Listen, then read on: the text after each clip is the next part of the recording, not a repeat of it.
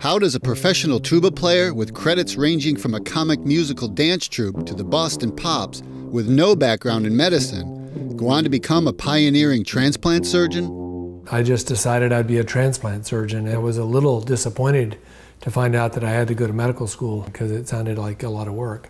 In the 1970s, successful organ transplants were headline-worthy, and Kirk was drawn to that pinnacle of medical achievement. To take an organ out of somebody and put it in somebody else and make it work, that's a pretty big process. So he left Boston University of Fine Arts during his sophomore year, earned a bachelor's degree in biology at Old Dominion, and came to Duke for medical school, internship, residency, and a PhD.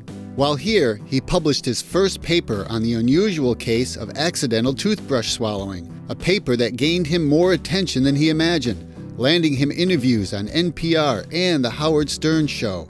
He then focused on more scholarly pursuits. To pay for medical school, he received a health professions scholarship from the U.S. Navy.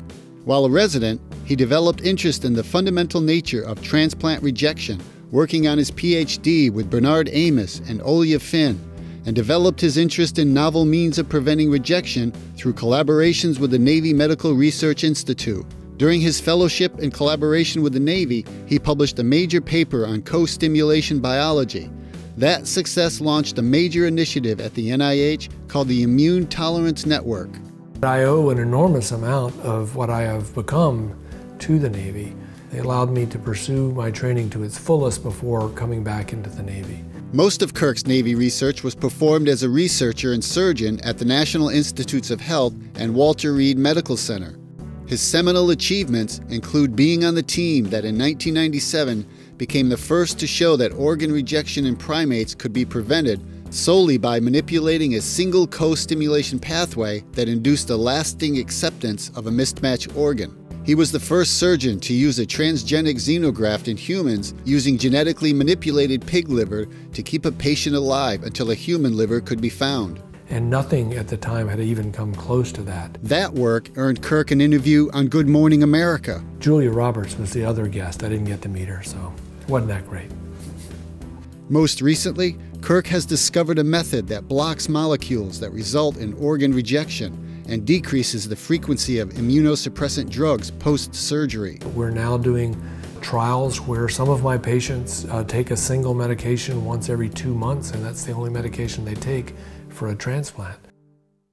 For his interview to get into Duke, Kirk's father encouraged him to wear a specific tie clip that had a tuba on it. My father realized that I had no idea what I was doing when I was trying to go to medical school. The interview started with the realization that all of Kirk's recommendations were from members of the Boston Symphony. And they looked at my type and said, "You're a tuba player." And I said, "Well, yes, I am." And then we talked about tuba playing for 20 minutes, and I got into medical school. Kirk came to Duke during the era of legendary Department of Surgery chair David Sabiston. I always said he made me a much better surgeon than I had ever considered being. He also cites surgeon Randy Bollinger as an important mentor. Kirk returned to Duke in 2014 as chair of the Department of Surgery. Kirk and his wife Robin met in the 6th grade and had their first date in 7th grade. It wasn't a great date. We went roller skating. She locked herself in the bathroom. I skated alone. They have a son, Eric, and a daughter, Shannon. Kirk says that following in the footsteps of the great David Sabiston as chair of the Department of Surgery is an honor. I don't know that there is another place like Duke. And I'm really glad I'm back here, and I'm looking forward to contributing as best I can.